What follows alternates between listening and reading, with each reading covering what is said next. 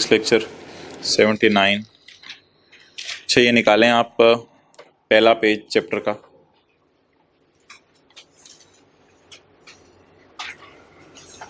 इसमें बॉक्स रह गया था, बॉक्स में 0.5। अच्छा, ये कॉन्सेप्ट है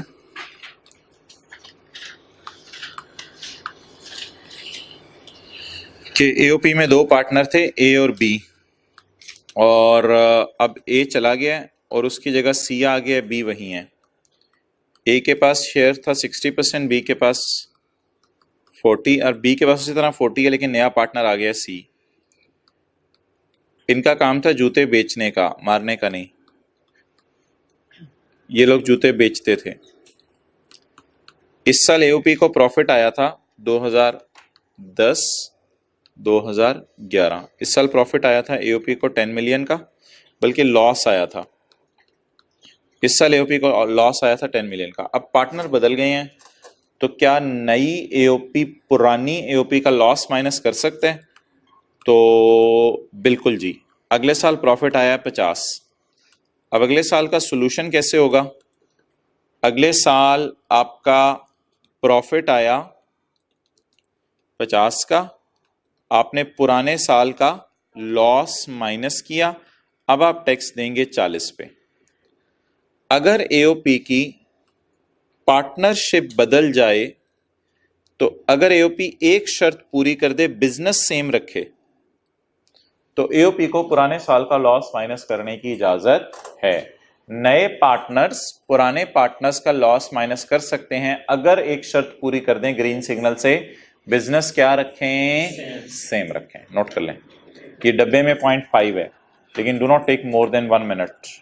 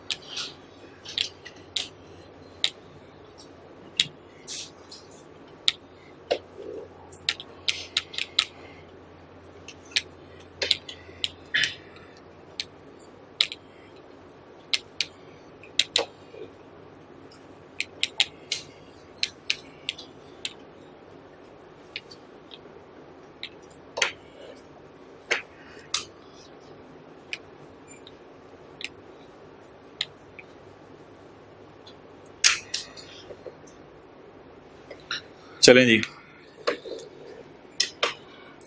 पढ़ लें अब।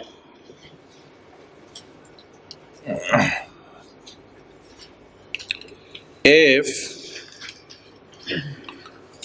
more than 50% of ownership AOP changes in a tax year, more than 50 change हो गई है, क्योंकि ए गया ना, ए के पास 60% शेयर था। If more than 50% ownership of AOP changes, the loss before change कितना था? The loss before change 10 will be allowed as, ये खर्चे के तौर पे माइनस कर ले, if AOP continues the same business। अगर AOP सेम बिजनेस कंटिन्यू करे तो फिर वो माइनस कर ले, कोई मसला नहीं। अलाउड एज रिडक्शन के आगे लिख लें इन नेक्स्ट ईयर, अगले साल इसको माइनस कर लें, डिडक्ट कर लें। ओके, ये आ जाएं, ये वाला रहती हैं 2 लाइनें।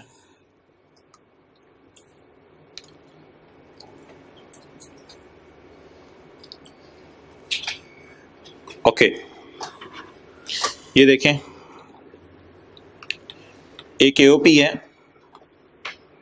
इसने कमाया है 50 मिलियन। ये बिल्कुल एक अलग बात है, इसका पिछली बात से कोई ताल्लुक नहीं है। एक एओपी ने कमाया 50 मिलियन, इसके 40% शेयर्स पीटीसीएल के पास हैं और वसीम अकरम के पास इसके 60% ओनरशिप है, यानी 40% ओनरशिप इसकी है कंपनी के पास, पीटीसीएल कंपनी है, और 60% ओनरशिप किसके पास है? अच्छा बताएं, पीटीसीएल को प्रॉफिट्स का कितना मिलेगा? 20 मिलियन, 5 4 बार 20 होते हैं ना, तो पीटीसीएल को प्रॉफिट्स का कितना मिलेगा? 20 मिलियन। ये जो 20 मिलियन है ना,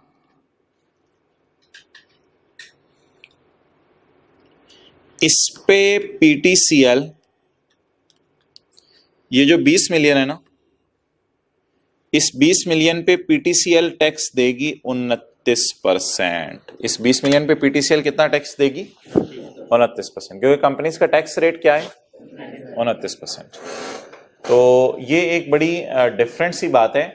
आप तो कह रहे होंगे एओपी ने कमाया 50, तो एओपी ने अगर 50 टैक्सेबल इनकम कमाई है तो पेज 30 वाले रेट लगाएं 50 के ऊपर, लेकिन नहीं, अगर किसी एओपी में कोई कंपनी पार्टनर है तो फिर कंपनी अपने टैक्स रेट के ऊपर टैक्स देगी। लेकिन इसमें यह ना सोचिएगा अब इंडिविजुअल का क्या बनेगा, क्योंकि ये हमारे स्कोप से बाहर है इंडिविजुअल के टैक्सेशन, क्योंकि वो कंपनी के साथ न्यूमेरिकल इंडिविजुअल का मिक्स होकर आ नहीं सकता।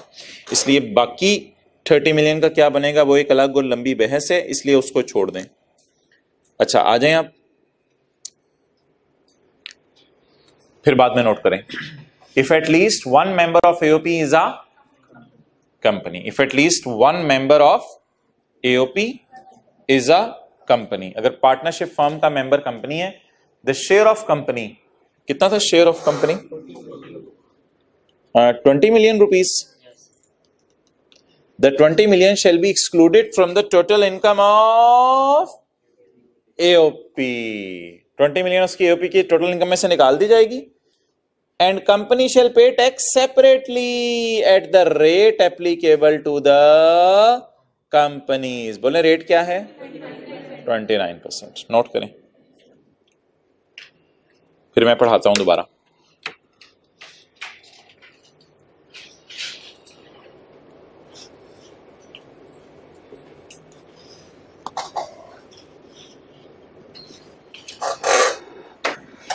Okay.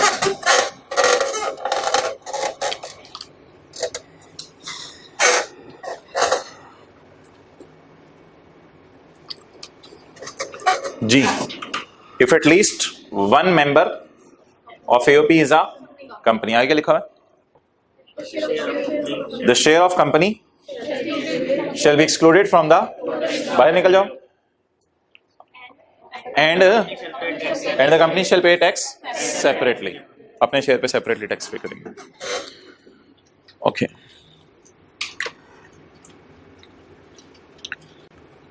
अच्छा जी, सेक्शन 59A सबसेक्शन 3, वो बीना सिकंदर वाले सवाल की डिस्कशन मैंने अपलोड की थी, कितने लोगों ने अटेंड कर लिया? जरा हाथ का करें भाई, वो कर लो यार, पार्ट बी के तौर पे कल अपलोड कर दी थी पोर्टल पे, ग्रुप में मैसेज भी किया था। आज कितने लोग कर लेंगे चैप्टर 19 का क्वेश्चन 14? कोई शर्म है यार, संडे का पूरा दिन था, कितने लोगों ने सवाल कर लिया था वो वाला? उसमें बेडेड रिकवरी वाली में मसला आया होगा ना एडजस्टमेंट में, तो इसलिए डिस्कशन अपलोड की थी। ओके 59A ऐसे ना करें वरना फिर अल्लाह पूछे। 59A, अच्छा मुझे ये बताएं कि 59A में 4A पढ़ लिया था। 4A ये था कि बाकिर को किसी और एओपी से, बाकिर जरदारी वाली एओपी से लॉस आ रहा था, वो हमने माइनस नहीं किया था। अच्छा एक वैसे जनरल बात है जो हमने ऊपर कर ली है, इसकी तो इजाजत है ना यार, एओपी अपना लॉस अगले साल के प्रॉफिट्स में से माइनस कर ले। एओपी खुद, बाकिर की बात नहीं कर रहा, अगर एओपी को लॉस आए तो एओपी को अगले साल प्रॉफिट आ जाए, तो एओपी अपने प्रॉफिट में से तो पिछले साल का अपना लॉस माइनस कर सकती है ना, इसकी तो इजाजत है। बहरहाल इस बात को हम चैप्टर 11 में डिटेल से पढ़ेंगे, इसलिए इस बात के आगे चैप्टर 11 लिख देते हैं। फिलहाल इसको थोड़ा सा पढ़ने की कोशिश कर लेते हैं ताकि बात समझ आ जाए। चैप्टर 14 है यार, सॉरी लॉसेस वाला। अच्छा मोहतरम, अपने गुनाहों का बोझ खुद उठाएं, दूसरे के कंधों पे नहीं डाला जा सकता अपने गुनाहों का बोझ। ये पॉइंट 3 कह रहा है। In case of an AOP, any गुनाह of AOP shall be set off or carry forward against the नेकियां ऑफ एओपी। एओपी तेरी अपनी नेकियों में से अपने गुनाह माफ होंगे। अगला point, member of an AOP can not बर्दाश्त द गुनाह ऑफ एओपी।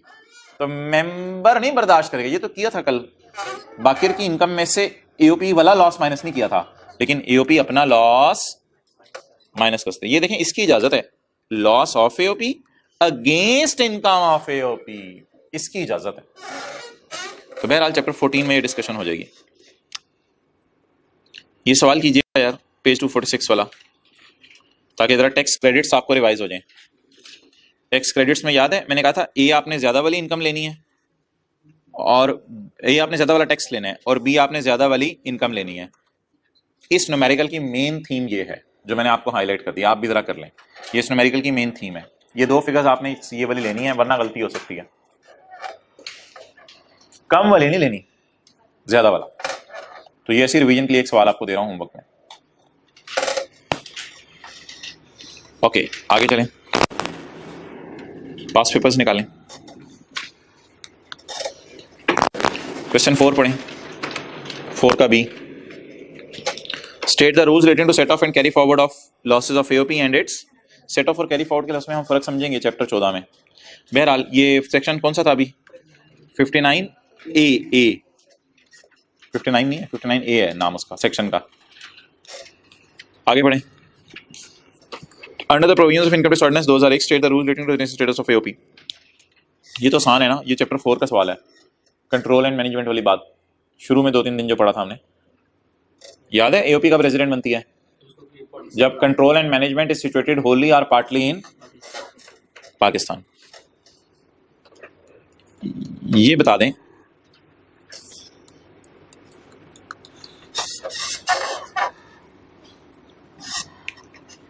एओपी की इनकम पे कैसे टैक्स लगता है in the hands of firm. Firm की इनकम पे कैसे टैक्स लगता है और मेंबर्स की इनकम पे कैसे टैक्स लगता है।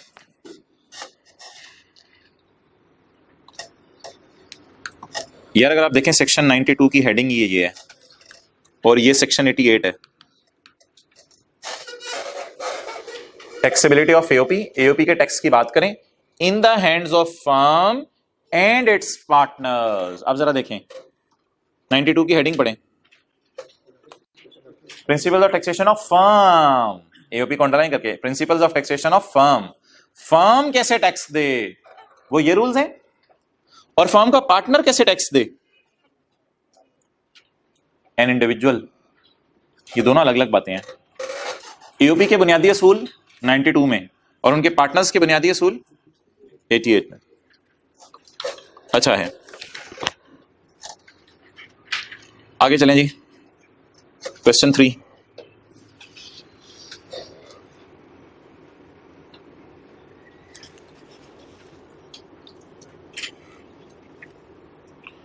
briefly discuss the provisions of income tax ordinance 2001 in respect of the following situation.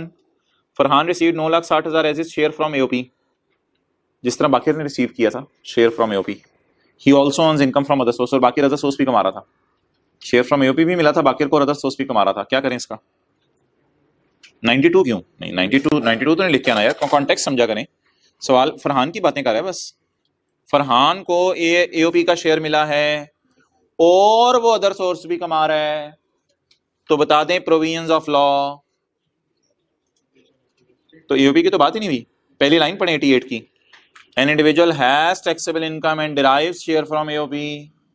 88 ही पूछ रहे हैं ना बस, 92 तो नहीं लिख के आने की जरूरत, बात ही फरहान की हो रही है जी। क्वेश्चन 2 कौन सा? 92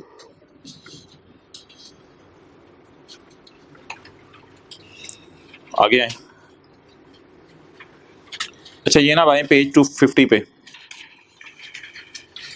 यार इस सवाल को ना कीजिएगा कभी भी, ऐसे ही कभी बंदा बैठे बैठे सवाल शुरू कर देता ना, इस सवाल को भी ना कीजिएगा। ये मैंने आपको खुद कराना है, सुहेल खालिद और काजी वाला। ये क्वेश्चन 3 भी अभी आपने नहीं करेंगे क्योंकि लॉसेस अभी हमने नहीं पढ़ा। क्वेश्चन 5 में आ जाए। चलें जी शुरू करें। Question 5, Mustafa Ali and Zaina partners of resident firm in Pakistan under the name and style Maaz enterprise which is engaged in the manufacturing and local sale of auto spare parts. हम भी ये बातें पढ़ के कह रहे होते हैं यार सवाल शुरू कर यार छेती हो। All partners have equal shares in the firm. Following information has been stated from the accounting records of Maaz. Profit आ रहा है 13058। एडिशनल इंफॉर्मेशन जी, प्रॉफिट बता दें कितना? 13058। Income from business profit 13058। Okay,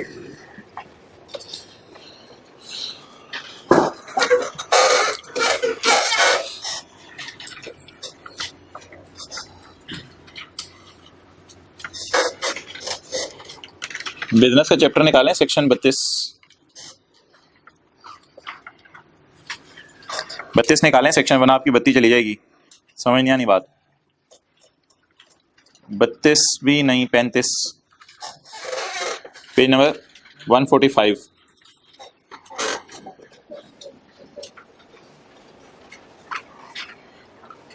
जो बंदा कैश अकाउंटिंग यूज करे वो स्टॉक की कॉस्ट कैसे निकाल सकता है?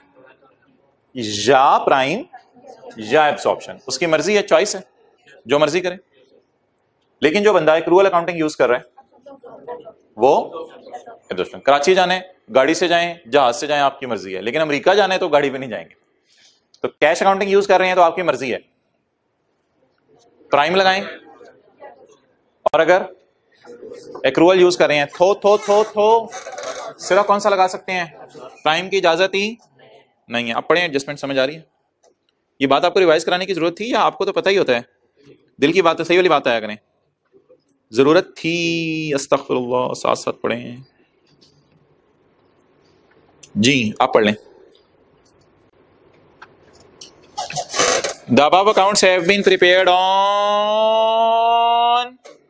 Cash basis. ऊपर वाले अकाउंट किस बेसिस पे हैं?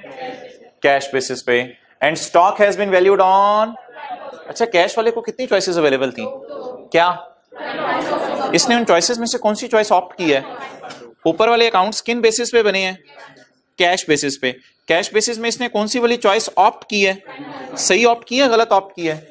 कोई हरज नहीं, ऊपर वाले अकाउंट्स बिल्कुल सही बने हुए हैं। However, the पार्टनर्स ने सोचा है कि आप मेथड बदल दें, एक्रूअल अकाउंटिंग। पार्टनर्स कह रहे हैं मेथड कर दें एक्रूअल, तो फिर तो ऊपर वाली फाइनेंशियल स्टेटमेंट सब गड़बड़ होगी ना। आगे उसने लिखा नहीं हुआ, अगली बात ना पढ़ें, दिस रिस्पेक्ट छोड़ें। एक बात यहां पे बता दें जो लिखी होनी चाहिए थी। नाउ वी विल यूज, बोले नाउ वी विल यूज, लिखें यू मैन लिखो। Now we will use absorption cost. मजबूरी है या अभी भी चॉइस है? चॉइस नहीं है, क्योंकि अब हम ना एक्रूअल पे आ गए ना, डायरेक्टर्स ने कैश एक्रूअल पे कर दिया। अब हमारे पास चॉइस नहीं है। अब हमें नहीं, चॉइस कैश वाले को थी, या प्राइम या एब्जॉर्प्शन। जब हम कैश से किस पे आ गए हैं, अब हमारे पास चॉइस खत्म हो गई है। अब हम मजबूर होंगे कौन सा मेथड यूज करने पे? एब्जॉर्प्शन। अब हमारे पास कोई चारा नहीं है सिवाय इसके के जानवरों को चारा डालें। अब हमारे पास कोई चारा नहीं है सिवाय इसके के एब्जॉर्प्शन यूज करें। अच्छा, एक मसला हो गया यार। Above accounts have been prepared on prime।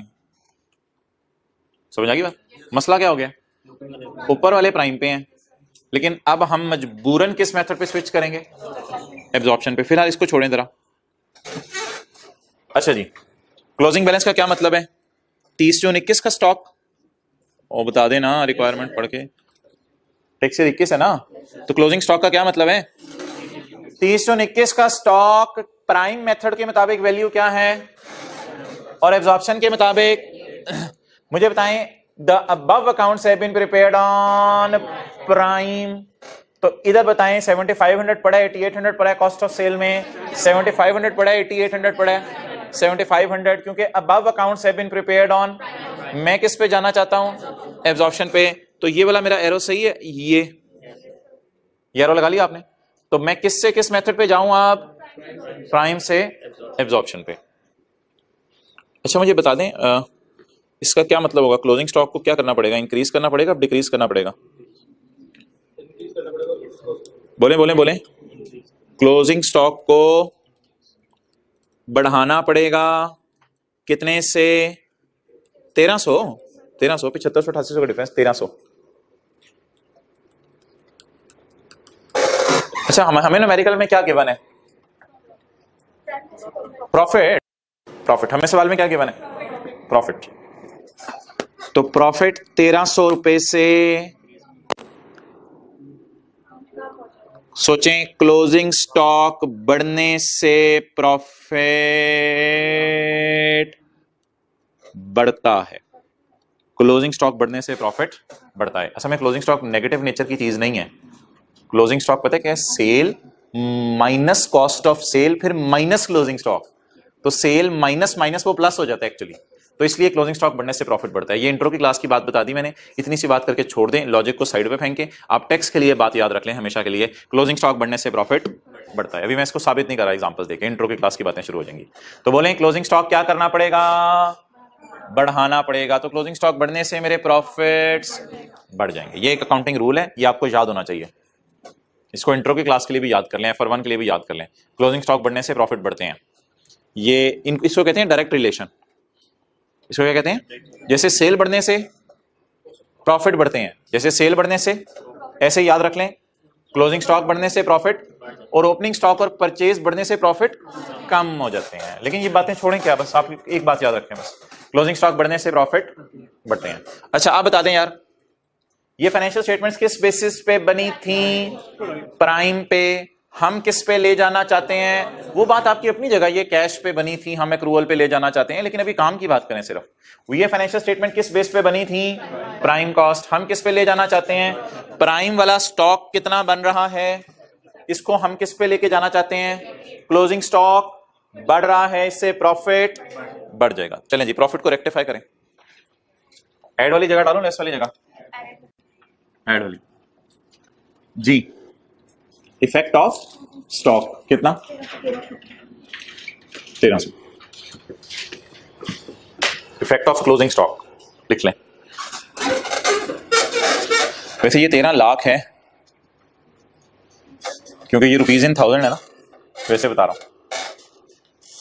Okay अच्छा, ये अब ओपनिंग स्टॉक की तरफ आ जाए। इसे क्यों काटा है मैंने?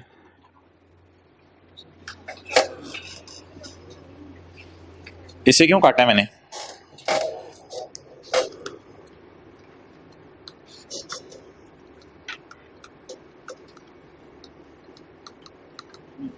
ये कब का स्टॉक है? हमारे का ओपनिंग है, लेकिन पिछले का ये डायरेक्टर्स ने इस साल डिसीजन लिया ना।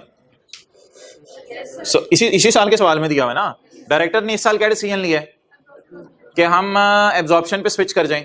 वो बात अपनी जगह कैश से एक्रूवल, लेकिन डीप डाउन जाके सोचे ना, ये डिसीजन डायरेक्टर्स ने किस साल लिया है? इस साल के सवाल में गिवन है क्या कि एब्जॉर्प्शन कॉस्ट की तरफ चले जाएं। पिछले साल के आखिरी दिन तो हम प्राइम ही यूज कर रहे होंगे, तो उसको भी आप छेड़ दें। मेरा नहीं ख्याल उसको छेड़ने की जरूरत है, क्योंकि ये 5200 इसमें पड़ा हुआ है, क्योंकि above accounts have been prepared on prime cost basis. तो ये 5200 इसमें पड़ा हुआ है। क्या 5200 को 5900 पे लेके जाएं, या पिछले साल के एंड पे हम कैश अकाउंटिंग ही यूज कर रहे थे?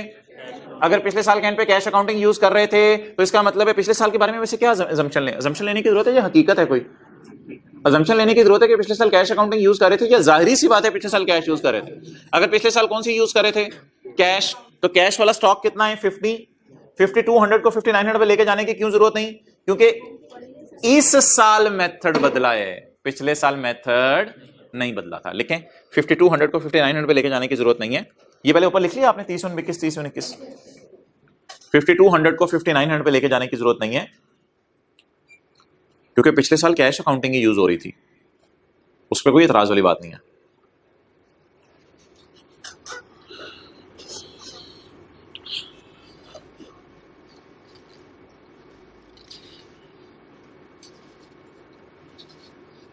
पिछले सालों को नहीं बदला जाता, इसकी एक मिसाल इंट्रो की क्लास से सुने। 4 साल से हम स्ट्रेट लाइन फॉलो कर रहे थे, 5वें साल टीचर ने कहा WDV पे आ जाओ। तो याद है इंट्रो F1 की क्लास में कहा जाता था 4 साल जो स्ट्रेट लाइन हो गया उसको पढ़ा रहने दो, अब इस साल से किस मेथड पे आ जाओ। तो आप पिछले सालों के डिफिनेशन भी WDV पे लाते थे, या इस साल से WDV पे लाना शुरू करते थे? इस साल से। सिमिलरली जो पिछले सालों में हो गया वो हो गया, मैंने सिर्फ किस साल को चेंज करना है। क्लियर? ओके, पॉइंट 2 में आ जाए। यहां तक कोई क्वेश्चन है तो पूछ लें, फिर पॉइंट 2 में आ जाए। ओपनिंग स्टॉक भी तो उसने हाँ बिल्कुल बिल्कुल, कॉस्ट ऑफ सेल में ओपनिंग स्टॉक पड़ा हुआ है प्राइम वाला। किसी पूछने वाले ने पूछा, टैक्स वालों ने आके पूछा, यार ये इसमें तूने ओपनिंग स्टॉक प्राइम वाला डाला हुआ है। इसने कहा हाँ वो पिछले साल वाला क्लोजिंग, पिछले साल तो आपको याद है हम कैश अकाउंटिंग यूज कर रहे थे। टैक्स वाले हाँ हाँ अच्छा अच्छा अच्छा, कोई मसला नहीं, क्योंकि क्लोजिंग पिछले का ओपनिंग ही हो सकता है ना, और क्या हो सकता है। तो वो अगर कोई पिछले फिगर्स पिछले सालों से चली आ रही हैं तो उनको आप चलने दें एज इट इज, उसको तो हम नहीं चेंज कर सकते। सिर्फ किस साल को चेंज करेंगे, इस साल को चेंज करेंगे। जी पूछे। हाँ उसका इफेक्ट बिल्कुल प्रॉफिट में है, लेकिन वो सही है, उस पर एतराज वाली बात नहीं ना। टैक्स वाले आएंगे आगे क्या कहेंगे, यार तेरे प्रॉफिट तक पहुंचते हुए ओपनिंग स्टॉक में भी मसला है, क्लोजिंग में भी मसला है। हम कहेंगे क्लोजिंग में तो मसला है, क्लोजिंग को प्राइम से ऑप्शन पे ले जाओ, लेकिन ओपनिंग को प्राइम पे पड़ा रहने दो, क्योंकि पिछले साल भी तो कौन सा मेथड था, प्राइम। तो उस पर कोई एतराज वाली बात नहीं है।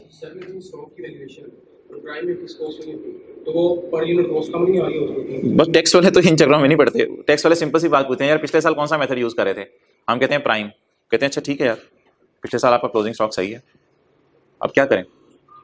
वो कोई ज्यादा तफसील में नहीं जाते टैक्स वाले, बस सीधा सीधा वो कहते हैं पिछले साल क्या यूज कर रहे थे, हम कहते हैं प्राइम। कहते हैं ठीक है पिछले साल का क्लोजिंग आपका वही है, हाँ इस साल का ओपनिंग भी वही बना लो। अब नहीं होने एतराज तो मैं क्या कर सकता हूँ, आगे चलें। लॉ में वाजे लिखा हुआ है ना कि एक्रूवल वाला एब्जॉर्प्शन यूज करेगा, तो अब आप मुझे क्यों मजबूर कर रहे हैं कि पिछले साल मैं कैश यूज कर रहा हूं और मैं एक्रूवल पे आऊं। पिछले साल मैं कैश यूज कर रहा हूं ना, तो मुझे क्यों मजबूर करें कि मैं पिछले साल को भी एब्जॉर्प्शन पे लाऊं। पिछले साल का एब्जॉर्प्शन पे लाऊंगा, वो पिछले साल का क्लोजिंग भी छेड़ूंगा, फिर इस साल का ओपनिंग भी छेड़ेगा। तो पिछले साल कौन सी अकाउंटिंग यूज हो रही थी, कैश। पिछले साल कौन सी अकाउंटिंग यूज होती, कैश में हमारे पास चॉइस अवेलेबल थी। अगर चॉइस में से प्राइम ऑप्ट किया हुआ है पिछले साल तो कोई गलत, इसी साल का वो ओपनिंग बन गया, ओपनिंग तो बनेगा, वो तो मजबूरी है। चलें आगे, पॉइंट 2। अच्छा जी यार ये कॉस्ट ऑफ सेल में पड़ा है, कॉस्ट ऑफ सेल में इंक्लूड है कॉस्ट ऑफ यूज मशीन। ओए होए होए होए होए होए, कॉस्ट ऑफ सेल में पड़ी है कॉस्ट ऑफ मशीन। ये बात तो आपसे कई दफा की हुई है, कॉस्ट ऑफ सेल में कॉस्ट ऑफ मशीन पड़ी है। सही है या ब्लंडर है? क्या मशीन की कॉस्ट कॉस्ट ऑफ सेल है? क्या ये रेंट रिपेयर की तरह एक्सपेंस है? कितने की पड़ी है? 2110। आगे पढ़ें या पहले से उल्टा दें? उल्टाना किस अमाउंट से होता है ये जिंदगी के लिए रूल याद रख लें, आज चौथी पांचवी दफा बता रहा हूं। उल्टाते हुए कुछ नहीं सोचते सिवाय इसके के जितने पे पड़ी है उतने से ही उल्टा दें। बोले प्रॉफिट तक पहुंचते हुए कॉस्ट ऑफ सेल क्या हो चुकी है, लेस हो चुकी है। इसमें मशीन की कॉस्ट पड़ी हुई थी, तो अब बोले प्रॉफिट तक पहुंचते हुए अगर मशीन पूरी एक्सपेंसेस में चली गई है तो इसे क्या कर दें, ऐड कर दें। कितना? 211। अच्छा इसकी जगह माइनस क्या करें, इंश्योरेंस मिलेगा, चाइना से यूज आई है कोई मसला नहीं, बाहर के मुल्क से यूज मशीनरी आ जाए कोई मसला नहीं। टैक्स वालों के मुताबिक इनिशियल अलाउंस मिलेगा और टैक्स वालों के मुताबिक डिप्रीसिएशन मिलेगी।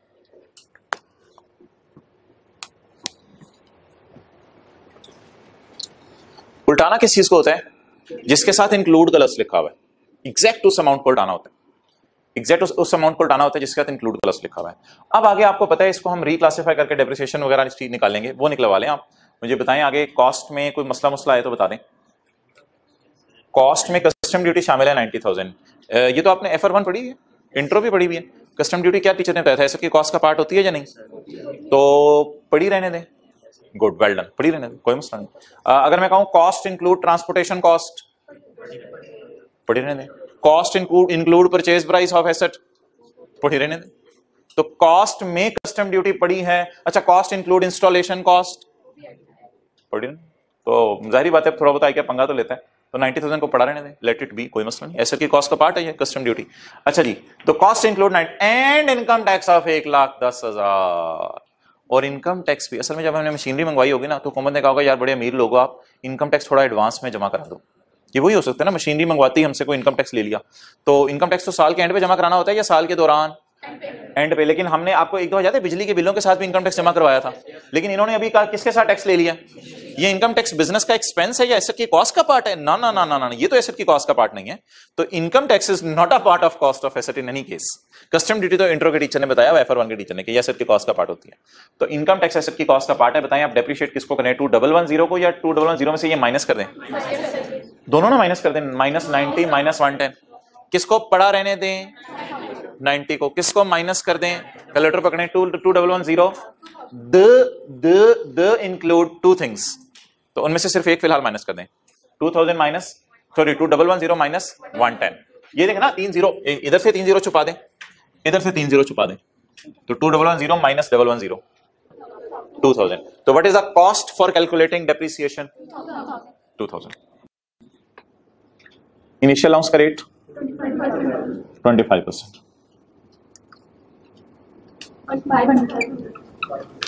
डेप्रिसिएशन कैसे निकालो, इनिशियल अलाउंस माइनस करके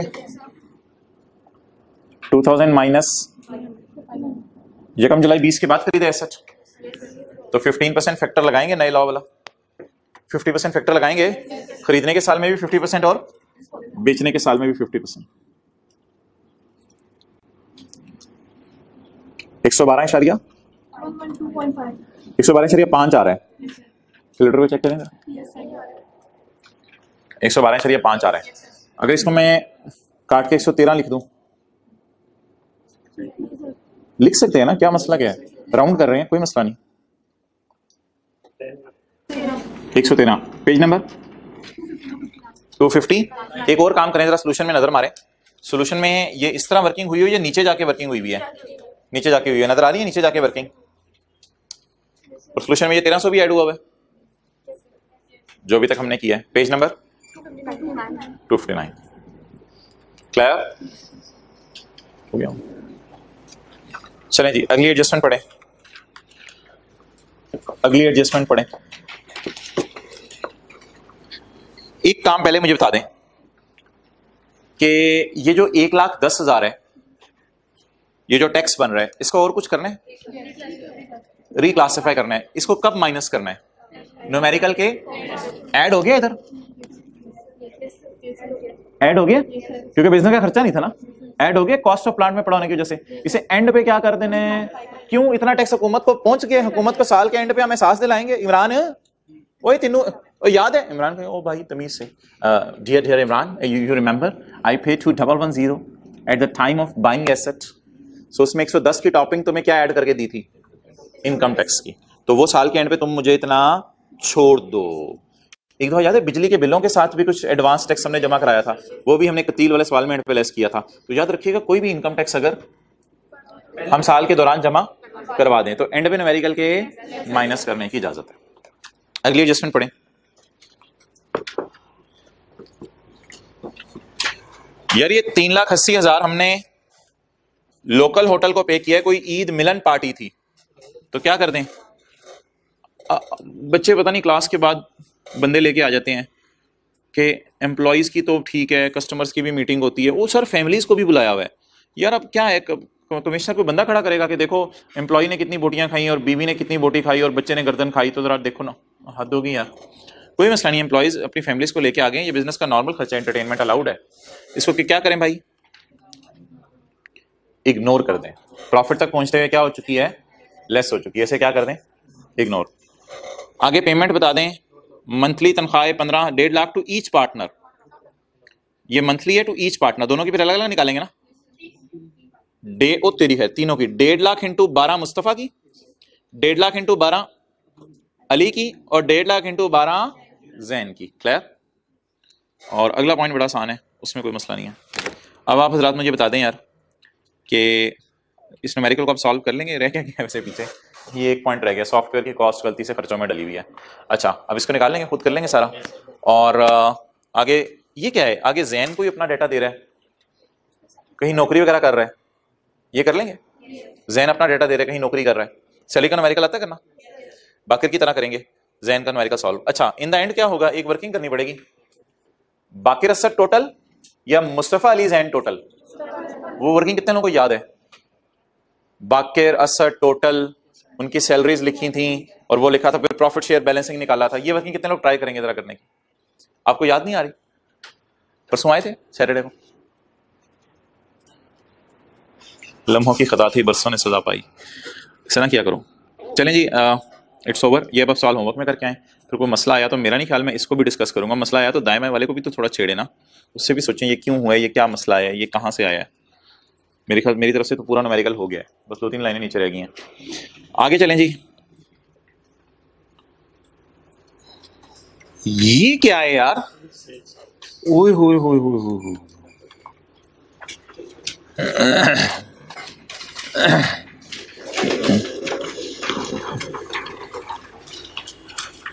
आज ना साथ वाली किताब पे लिख दें शहजादे, साथ साथ करना है ये चैप्टर।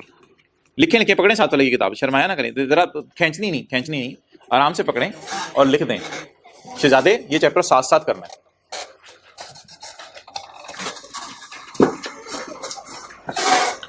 उसने जो कुछ लिखना होता है वो वाली जगह छोड़ दीजिएगा उसके लिए। 30 नंबर यहां से इस चैप्टर से और 10 नंबर पहले 3 चैप्टर से। चलें जी 30। This act may be called as sales tax act. आपका दिल चाहे तो इसे खाला जी का एक्ट कह सकते हो, कहते हैं वैसे मैं इसे सेल्स टैक्स एक्ट कहूंगा। It extends to whole of Turkmenistan, Pakistan. यार कहते हैं आपको क्या पता पाकिस्तान क्या है? कहते हैं लेवल चेक करो, मैं आपको बताता हूं पाकिस्तान के टेरिटरीज ऑफ पाकिस्तान। ये काट दें। Comprise the following. पाकिस्तान में क्या क्या आता है? माशाल्लाह जी, बलोचिस्तान, NWFP पूरे कराएं जल्दी जल्दी, पंजाब, उकाड़ा नहीं, सिंध। कहते हैं ये 4 चीजें आजकल पाकिस्तान में है। और कहते हैं आप थोड़ा आगे जाओ तो इस्लामाबाद भी पाकिस्तान में ही मिलेगा आपको। कहते हैं keeping in view the above discussion sales tax applicable to partial of Pakistan, whole of Pakistan. आपका घर कहां है? पंजाब में। अच्छा ये छोड़ें, सेल्स टैक्स का मैकेनिज्म ना इंशाल्लाह कल पढ़ना है। थोड़ी सी जम मारें,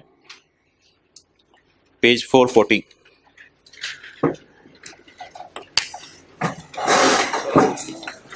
मैन्युफैक्चर। मैन्युफैक्चर क्या होता है? चीजें बनाना या खरीदना? बनाना। मैन्युफैक्चर और produce includes any process in which an article singly और इन combo with other articles is either converted into another distinct article or product।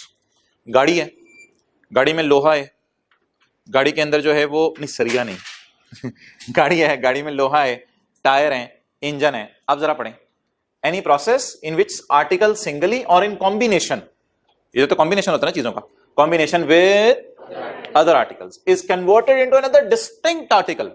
यानी आपने आंखें खोली और क्या देख रहे थे? लोहा पड़ा हुआ था, टायर पड़े हुए थे, ये पड़े हुए थे, आपने आंखें बंद कर ली और अब आंखें खोली तो सामने क्या है? एक डिस्टिंक्ट किस्म की गाड़ी पड़ी है, अ डिस्टिंक्ट आर्टिकल और अ प्रोडक्ट।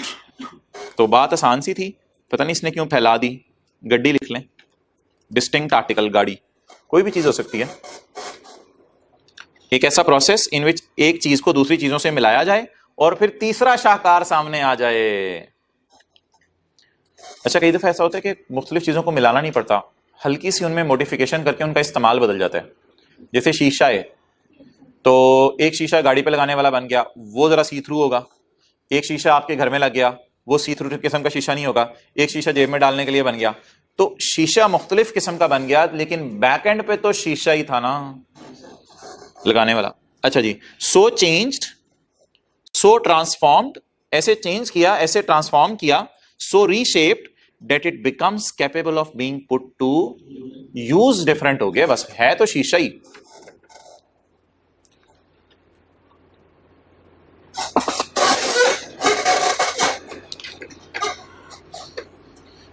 अच्छा गाड़ी बनाते हुए कुछ प्रोसेस इससे पहले होते हैं छोटे छोटे, उनको भी मैन्युफैक्चरिंग कहते हैं। गाड़ी बनाने से पहले छोटे छोटे काम होते हैं, पहले टायर बनाने पड़ते होंगे, कुछ लोग तो बने बनाए खरीदते हैं, कुछ टायर भी खुद बनाते हैं। तो गाड़ी बनाने से पहले अगर टायर बनाना पड़ा तो क्या ये टायर बनाना इंसिडेंटल है, यानी जरूरी है? बिल्कुल जरूरी है। हाँ खरीद भी सकते हैं आप, लेकिन कुछ लोग बना लेते हैं।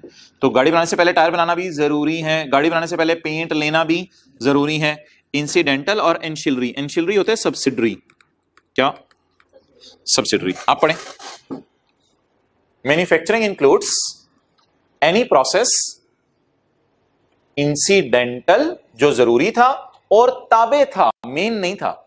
सब्सिडरी काम है टायर बनाना, मेन काम तो क्या है? होंडा वाले, ये होंडा के डायरेक्टर्स ये जगह जगह जाके कहते हैं यार आजकल हम टायर और तारे बना रहे हैं, रख के तो गाड़ियां बना रहे हो तुम लोग।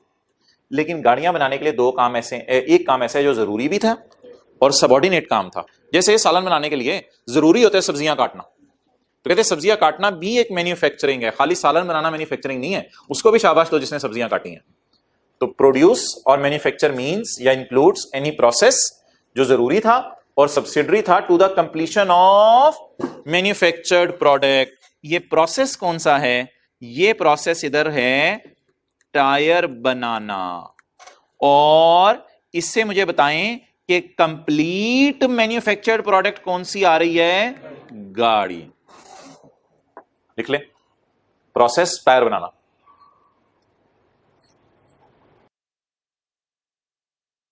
Main car. ओके, अगला तो पॉइंट आसान है। ये जो प्रिंटिंग प्रेस वाले हैं, पब्लिशिंग प्रेस वाले हैं, लिथोग्राफी चीजों के ऊपर लिखते हैं और इनग्रेविंग खुदाई करके लिखते हैं, ये लोग भी क्या कर रहे हैं? मैन्युफैक्चरिंग। आगे चलें, point C, process and operations of assembling. Assemble दो चीजों को कुछ लोग इकट्ठा कर देते हैं, मिक्सिंग, कटिंग, डाइल्यूटिंग, बॉटलिंग। आपको पता होगा कोका कोला और पेप्सी वाले जो है बोतलों में बोतल नहीं डालते, ऐसे करते ना, बोतल पी के घर वालों कहते हैं मैं बोतल वापस करने जा रहा हूं, हालांकि पी भी लेते हो। समझ आ रही? बोतल पी के बोतल वापस करने जा रहे होते हो, ठीक है। अच्छा, तो बोतलों में बोतल कौन डालता है? वो कोका कोला और पेप्सी वाले नहीं डालते, वो सिर्फ केमिकल दे देते हैं, वो सिर्फ रॉ मटेरियल दे देते हैं, उसमें पानी वगैरह डाल के प्रेशर बिल्ड करना, ये रियाज बॉटलर्स एक कंपनी है, उनका काम है। तो खाली पेप्सी और कोका कोला वाले अपने आप को मैन्युफैक्चरर नहीं कहेंगे, बल्कि जो लोग इनकी बॉटलिंग करके दे रहे हैं उनको भी हम क्या कहेंगे? मैन्युफैक्चरर्स। Bottling, packaging, repackaging. हो सकता है ये जो मुख्तलिफ कंपनीज वाले हों, जैसे दूध नेस्ले वाले हैं, वो पैकेजिंग खुद ना करते हो, वो दूध सिर्फ सप्लाई करते हैं, आगे पैकेज उसके अंदर डाल के कोई और कर देता हो। पैकेजिंग, रीपैकेजिंग और preparation of goods in any other manner. तो ये कुछ अल्फाज हैं, कोशिश कीजिएगा याद रखने की, जबानी इधर ही याद कर लें। प्रिंटिंग, पब्लिशिंग, लिथोग्राफी, डिक्शनरी में मतलब ना देखिएगा इन चीजों के, engraving, mixing, cutting, diluting, bottling, packaging, repackaging. Okay, अब हमारी मेन डेफिनेशन आज की शुरू हुई है, रिटेल प्राइस। ये टिश्यू पेपर का डब्बा है, इसके पीछे रिटेल प्राइस लिखी हुई है 111 और सेल्स टैक्स लिखा हुआ है 18.89 रुपए और फिर आगे लिखा हुआ है 130 रुपए। तो हम दुकान पे कितने रुपए देंगे? 100। रिटेल प्राइस है इसकी 111, सेल्स टैक्स है 18.89 रुपए और उसके बाद हम दुकान पे कितने रुपए देंगे? 130 रुपए देंगे। ये जो प्राइस, रिटेल प्राइस चीजों के पीछे लिखी होती है, ये किन किन चीजों के पीछे लिखी होती है? ये रिटेल प्राइस एसी पे नहीं कभी आपको मिलेगी लिखी हुई, कभी नहीं मिलेगी। ये जो रिटेल प्राइस व्हाइट बोर्ड पे लिखी हुई आपको नहीं मिलेगी। सरासर की गाड़ी में नीचे जाके इंजन देखिएगा, वहां पे नहीं लिखी हुई मिलेगी आपको, ठीक है। तो रिटेल प्राइस बहुत सी चीजों पे लिखी होती है और बहुत सी चीजों पे नहीं लिखी होती। ये बात क्या आपको पता है पहले भी कि बहुत सी चीजों पे रिटेल प्राइस लिखी होती है और बहुत सी चीजों पे नहीं लिखी होती। आज हम लिस्ट देख लेते हैं जिन चीजों पे रिटेल प्राइस लिखी होती है, वो लिस्ट लॉ में अवेलेबल है। निकालें लिस्ट, थर्ड शेड्यूल एक आइटम है, पेज नंबर 457। ये मैंने दूसरी क्लास में लिख दिया था 457, याद नहीं करना, ये आइटम याद नहीं करने, ठीक है। पता चले ये 20 चीजें घर में ढूंढ के आपने अपने सामने रखी हो और याद कर रहे हो, fruit juice, detergent, toothpaste, shaving cream, perfume, ice cream, T, aerated water, squash, cigarette, toilet soap, shampoo, milky drink, powder drink, toilet paper, milk, खाने पीने वाली चीज़ों को पता नहीं किसको इकट्ठा करा है, स्पाइसेस, सीमट, शू वाली पॉलिश, मिनरल वाटर। ये जो 20 चीज़ें हैं ना, इनमें से हो सकता है अभी आपके पास मिनरल वाटर की बोतल हो, या आपके पास हो सकता है कुछ लोग इतने जज्बाती हैं टूथपेस्ट भी ले आते हैं, उनके बैग में होता है, तो कोई डिटर्जेंट भी बैग में होता है। तो ये जो लोग हैं ना, इनके बैग आप चेक कर लीजिएगा क्लास के बाद, तो इन चीज़ों के ऊपर क्या लिखी होती है? इसमें गाड़ी है। तो इसलिए मोहतरम, ये जो 20 चीजें ना पाकिस्तान में, आज आपको पहली दफा पता चला है, इन 20 चीजों के फेस पे क्या लिखी होती है? Retail price. वापस आ जाए, लेकिन एक नाम याद कर लें शेड्यूल का। क्या नाम है शेड्यूल का? Third schedule. अच्छा यार, अब एक एग्जांपल मैंने नोट की है दूसरी क्लास में, इसको जरा आप नोट करें, फिर मैं आपको इसको एक्सप्लेन करता हूं। आइसक्रीम देखी हुई है या दिखानी पड़ेगी? दिखा दूंगा किसी दिन आपको तस्वीर, परेशान क्यों हो रहे हैं। Ice cream,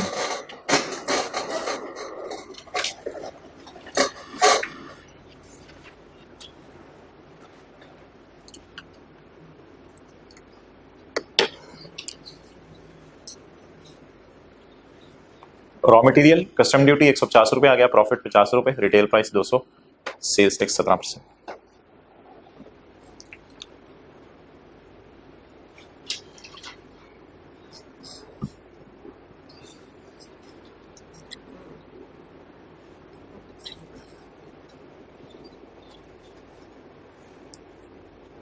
noted.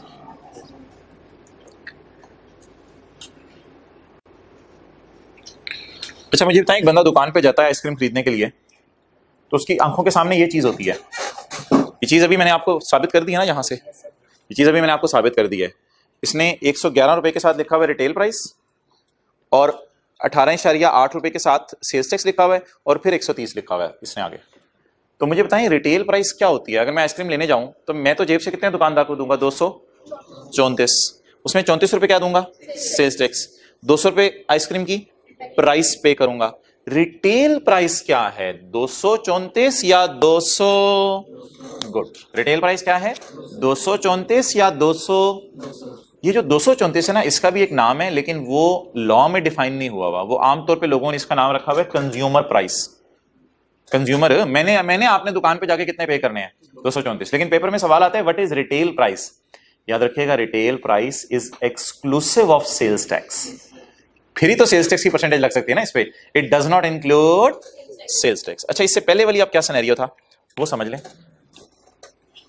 एक बंदा है, उसने आइसक्रीम का रॉ मटेरियल मंगवाया बाहर के मुल्क से 120 रुपए का, और आपको पता है रॉ मटेरियल पे भी IS2 इन्वेंटरीज आपने पढ़ा हुआ है, कस्टम ड्यूटी वगैरह को पे करनी पड़ जाती है रॉ मटेरियल पे भी। तो रॉ मटेरियल मंगवाते हुए आपने कोई कस्टम ड्यूटी पे कर दी, तो रॉ मटेरियल मंगू के आपको कितने का पड़ा? 150 का। आगे जाहिर बात है अपना कोई प्रॉफिट भी लोग रखते हैं, आपको पता है 150 वाली चीज 150 में तो नहीं बेच देते। तो रॉ मटेरियल मंगवाया, कस्टम ड्यूटी वगैरह मंगवाई, प्रॉफिट डाला 50। तो अब लोगों को कितने का बेचना है? 200 का। लोगों को कितने का बेचना है? 200 का। इस सारे डेटे में मुझे बताएं what is the retail price? 200। एक फिक्रा में बोलने लगाऊं, retail price will include all taxes and duties but will not include sales tax. इस बात को बार बार याद रखें। रिटेल प्राइस, टैक्सेस कुछ और भी होते हैं, एक्साइज ड्यूटी भी टैक्स है, कस्टम ड्यूटी भी टैक्स ही होता है असल में। बोले retail price includes all duties and taxes excluding sales tax. और आपको पता है इंट्रो की क्लास में भी रॉ मटेरियल जब भी आप मंगवाएं तो कुछ ना कुछ टैक्स वगैरह देना पड़ जाता है। तो अब हम सेल्स टैक्स के एंगल से आज बातों को पढ़ रहे हैं। तो बोले retail price includes all duties and taxes except sales. अब जरा थोड़ी प्रोफेशनल डेफिनेशन इधर देखते हैं। Retail price is a price fixed by manufacturer. आपको पता है ये प्राइस मैन्युफैक्चरर ने ऊपर लिखी हुई है, दुकानदार ने नहीं लिखी हुई। चेक कर, दुकानदार ने लिखी हुई है या देखना उठा कर, नजर आया? ये दुकानदार ने लिखी हुई है या रोज पेटल वालों ने लिखी हुई है? रोज पेटल वालों ने। जानते हो ना रोज पेटल का ओनर? अच्छा, तो ये दुकानदार ने लिखी हुई है या रोज पेटल के ओनर रोज पेटल वालों ने लिखी हुई है? तो retail price is a price. और आपको पता है मेरी और आपकी आंखों के सामने मैं दुकान पे जाऊं तो सिर्फ ये होता है, मेरी आपकी आंखों के सामने ये सिनेरियो नहीं होता, वरना तो हम भी ये कारोबार शुरू करने से ये छोड़ के, हमें तो नहीं पता होता वो लोग कितना कमा रहे हैं। तो मेरी आपकी आंखों के सामने सिर्फ क्या होता है? ये जैसे मैंने डब्बा था 111 जमा ये, हमारी आंखों के सामने तो सिर्फ 200 जमा 34 जमा 234। बैक एंड की स्टोरी तो हमें नहीं पता होती क्या है, क्योंकि लोग अपना प्रॉफिट नहीं बताते कितना कमा रहे हैं। ओके, तो retail price is a price fixed by manufacturer which includes all duties and taxes but exclude sales tax. Retail price with reference to नहीं विद रेफरेंस टू 20 आइटम्स। इधर कितने आइटम्स है यार? 20 आइटम्स। पाकिस्तान में सिर्फ 20 चीजों के ऊपर ये शेड्यूल लगता है। Retail price with reference to 20 items means the price fixed by चरर। कौन सा चरर? मैन्युफैक्चरर। और इंपोर्टर, कई दफा इंपोर्टर भी चीज मंगवा के प्राइस फिक्स कर देते हैं।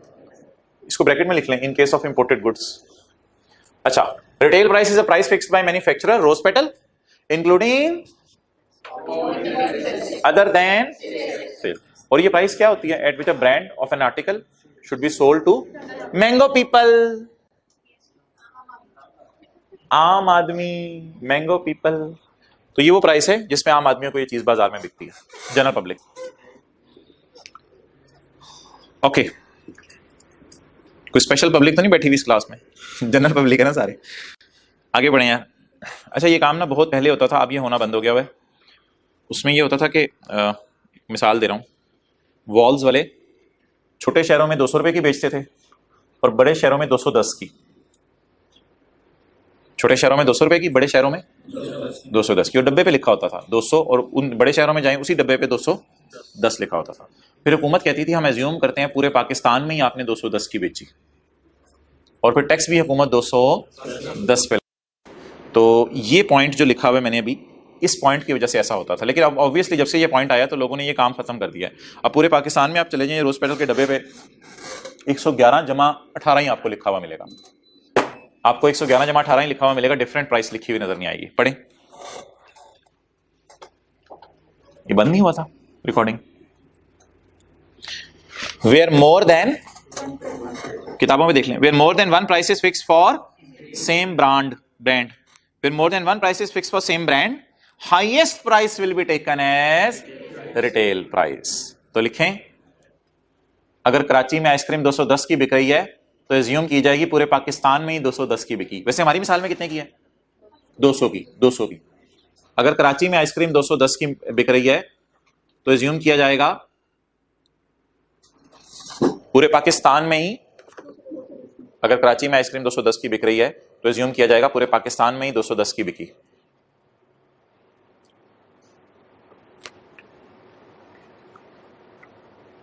क्लियर? अगली लाइन काट दें। द बोर्ड में specify areas for determination of highest sale price, इसको काट दें। तो आखिरी दफा मैं दोबारा पढ़ रहा हूं, where more than one price is fixed by same brand, highest price will be taken as retail price. लेकिन अब ऐसा नहीं होता ना।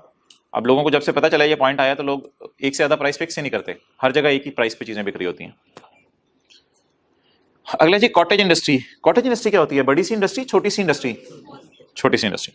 कॉटेज इंडस्ट्री सुन लें जी क्या होती है, जरा याद करें मेरे साथ। कॉटेज इंडस्ट्री मैन्युफैक्चरर होता है, बोले मैन्युफैक्चरर होता है जो 4 शर्तें पूरी कर दे, जो 4 शर्तें पूरी कर दे। इसने इंडस्ट्रियल कनेक्शन नहीं लगवाना, बोले इसने बिजली के बिल का इंडस्ट्रियल कनेक्शन, इंडस्ट्रियल पता है इंडस्ट्रीज बड़ी बड़ी फैक्ट्रीज में लगता है, इसने इंडस्ट्रियल बिजली के बिल का कनेक्शन नहीं लगवाना। दूसरे, इसने नंबर ऑफ एम्प्लॉइज 10 या उससे कम रखने हैं। इसकी सेल 30 लाख या उससे कम होनी चाहिए, और इसकी जो छोटी सी फैक्ट्री है वो रेजिडेंशियल एरिया में होनी चाहिए, लोगों के घरों के दरमियान जहां रिहाइश की हुई है लोगों ने। तो बता दें, छोटी सी फैक्ट्री घरों के पास हमारी खुली होती हैं। कई दफा लोगों ने देखा है, आवाजें आ रही होती हैं, वो भाई किसी की यार वो साथ वाले घर में मशीन चल रही है, वो भाई कोकेड़ी मशीन चल रही है यार, उन्होंने छोटा सा सेटअप बनाया हुआ है, बल्ब बनाते हैं। तो लॉ मेकर कहते हैं मैं छोटी सी इंडस्ट्री को बेनिफिट दूंगा अगर ये 4 शर्तें पूरी कर दे। ऐसा मैन्युफैक्चरर जो 4 शर्तें पूरी कर दे, उस मैन्युफैक्चरर को क्या कहेंगे? Cottage industry. 4 शर्तें जरा जल्दी जल्दी पढ़ें। Cottage industry means a manufacturer which fulfils each of the, पहली शर्त बताएं, इनके पास गैस का और बिजली का इंडस्ट्रियल कनेक्शन नहीं होना चाहिए। ये कहां हो? घरों के दरमियान किसी ने खोली हो। और नंबर ऑफ एम्प्लॉइज 8, 9, 7, 8 लोग मोटरसाइकिल घर के बाहर 6, 7 खड़े होते हैं जी, ये कहां से मोटरसाइकिल आ गई? इतने बंदे हैं आपके घर? नहीं जी, इतने बेटे नहीं है मेरे, ये वर्कर्स आते हैं। तो 7, 8 मोटरसाइकिल घर के बाहर खड़े होते हैं जी, क्या हो रहा है? अंदर फैक्ट्री है। And annual sale from all supplies, supplies sale होती है, annual sale from all supplies does not exceed 30 lakh. और जिस दिन आपने रशीद को नौकरी दी 11वें एम्प्लॉय को, उस दिन से, चुप एक मिनट, नौकरी तो देने दे, जिस दिन आपने रशीद को नौकरी दी 11वें एम्प्लॉय को, उस दिन से आप समझ लें आप फारग हैं। अब आप चाहे तीनों शर्तें बाकी पूरी कर रहे हो, you will not be a छोटी सी इंडस्ट्री। 11 एम्प्लॉइज हैं आपके पास, ये छोटी इंडस्ट्री है कोई? खुदा का खौफ करो, 11 एम्प्लॉइज रख लिए, ये छोटी इंडस्ट्री लेवल है आपका, तो फिर ये छोटी इंडस्ट्री नहीं होगी। ओके, हाँ, मोर देन 10 नहीं होने चाहिए, तो 10 हो सकते हैं, मोर देन 10 नहीं होने चाहिए। लिखा हुआ ना, does not have total labour more than 10, तो 10 तक हो सकते हैं। अच्छा जी, ओपन मार्केट प्राइस, ये डस्टर है, इसकी जो बाजार में कीमत है इसे क्या कहते हैं? Open market price. डस्टर की जो बाजार में कीमत है इसे क्या कहते हैं? Open market price. इतनी वैशी किस्म की इंग्लिश लिख दी है इसने इधर कि बंदा भी परेशान हो जाए, यार क्या हो गया यार, ओपन मार्केट प्राइस तो शांति चीज थी। Wild English. Open market price means the consideration in money, वो पैसे, विच दैट सेल, वो वाली सेल, सप्लाई का मतलब सेल लिखें, विच दैट सेल और अ सिमिलर सेल, कई दफा ये डस्टर नहीं होता, मिलता जुलता डस्टर होता है, विच दैट सेल और a similar sale would generally receive in receive, fetch means receive. तो जो पैसे दुकानदार मनी में रिसीव करे that is open market price. जो पैसे दुकानदार किस में रिसीव करे, मनी में, कैश फॉर्म में, that is open market price means the consideration in money which that duster और मिलता जुलता duster would generally fetch in. अच्छा ये थोड़ा सा लस कंफ्यूजिंग है, सिमिलर सप्लाई। ये देखें क्या सिमिलर सप्लाई। आप पूरा साल बेचते रहे ब्लैक और ब्लू मार्कर, आप पूरा साल बेचते रहे ब्लैक और ब्लू मार्कर, साल का एंड आया तो हुकूमत ने कहा यार ये ब्लैक और ब्लू मार्कर आप कितने के बेचते रहे हो, जरा पता चलाते हैं बाजार जाके। बाजार में सिर्फ ब्लैक मार्कर बिक रहे थे साल के आखिरी दिन, ब्लू मार्कर शॉर्ट हुए थे, मौजूद नहीं थे, सिर्फ ब्लैक मार्कर मिल रहे थे। तो ऐसी सूरत के अंदर हुकूमत अब परेशान है कि ब्लैक मार्कर की तो फेयर वैल्यू पता चल सकती है, लेकिन आप तो साल के दौरान ब्लू भी बेचते रहे हो, उनकी फेयर वैल्यू क्या है। तो कोई मसला नहीं यार, इस ब्लू मार्कर के लिए इस ब्लैक मार्कर को सिमिलर सप्लाई कहा जा सकता है। इस ब्लू मार्कर के लिए इसको सिमिलर सप्लाई नहीं कहा जा सकता। यार ब्लू मार्कर की प्राइस नहीं, चलो टिश्यू पेपर की पता कर। तो इस ब्लू मार्कर के लिए इस ब्लैक मार्कर को सिमिलर सप्लाई, अगर इन दोनों में चार चीजें कॉमन हो, अगर इन दोनों में चार चीजें कॉमन हो। अंडरलाइन करें नंबर 1 कैरेक्टरिस्टिक्स। सिमिलर के लफ्ज का मतलब बता रहा हूं, क्या क्या चीजें सिमिलर हो, नंबर 1 अंडरलाइन करें। ये दोनों क्या करते हैं, खाते हैं, लिखते हैं। क्वांटिटी ये भी एक है, ये भी। कंपोनेंट्स और मटेरियल जो इनके अंदर इस्तेमाल हुआ है, कलर तो नहीं लिखा हुआ, कलर की खैर है, छोटा मोटा तो थोड़ा सा तो डिफरेंस होगा ना यार, सारी बात है। तो अगर ये चार चीजें इन दोनों में कॉमन पाई जा रही हैं तो क्या मैं कह सकता हूं ये सिमिलर सप्लाई है। लेकिन क्या ये सिमिलर सप्लाई है, समझ आ गई। सिमिलर क्या, सिमिलर का क्या मतलब है, मिलती जुलती। क्लोजली का मतलब है 100% मिलती जुलती, अंडरलाइन करें। क्लोजली का क्या मतलब है, 100% मिलती जुलती। और सब्सटेंशियली का 90-95%। सब्सटेंशियली होता है अच्छा खासा, 90-95%। क्लोजली का क्या मतलब है, ये जुड़वा भाई दोनों एक जैसे हैं। और सब्सटेंशियली का क्या मतलब है, इसका नाक पता नहीं किस पे गया है, कायदे आज़म पे गया है शायद। तो सब्सटेंशियली मतलब कि बाकी सारा तो वही है, नाक पता नहीं किस पे चला गया। तो क्लोजली और सब, बच्चे को भी खुद पता नहीं होता, उसके नाक पे बहस शुरू कर देते हैं घर वाले, उसकी आंखों पे बहस शुरू कर देते हैं, बच्चा को परेशान है यार कितने आ गया। Similar supply in relation to open market price of goods means any other supply. अब ऐसा करें, आप लिखें open market price of blue marker, इस गुड्स को अंडरलाइन करके लिखें blue marker. Similar supply in relation to open market price of blue marker means any black marker. Other supply को अदर है ना, means any black marker which, black marker में क्या खासियत होनी चाहिए, विच क्लोजली और substantially resembles the characteristics, quantity, components and materials of the aforementioned goods. से मुराद कौन सा है, ब्लू मार्कर, यानी जिन जिन मार्कर्स की बात हो रही है।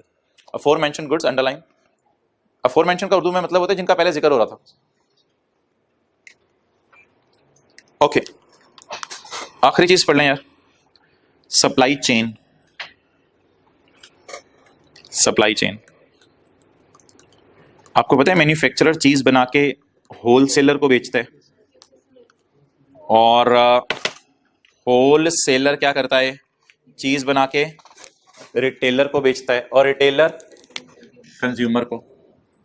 मैन्युफैक्चरर चीज बना के किसको देता है, होलसेलर को, होलसेलर रिटेलर को, रिटेलर कस्टमर को या कंज्यूमर को। खुदा के लिए इसको पूरा ना कर दीजिएगा कि रोज पेटल के पास हम दोबारा चले गए, ये मैं आपको बेचने लाया हूं रोज पेटल। चेन बनाएं लेकिन चेन बंद नहीं करनी, चलें बनाएं।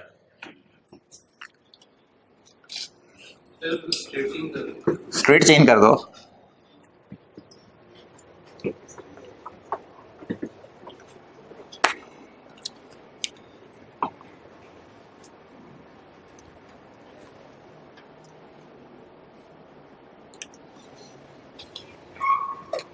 तो सप्लाई चेन, अच्छा इसको कहते हैं फर्स्ट बायर, क्योंकि मैन्युफैक्चरर भी तो रॉ मटेरियल किसी से खरीदता होगा ना शायद, तो इसे कहते हैं फर्स्ट बायर। और अगर इंपोर्ट कर रहे हैं तो बहुत अच्छी बात है, तो भी फर्स्ट बायर ही होगा। तो फर्स्ट बायर से एंड पे जो सेलर आता है, यहां तक चेन का नाम सप्लाई चेन। सप्लाई चेन पढ़ें।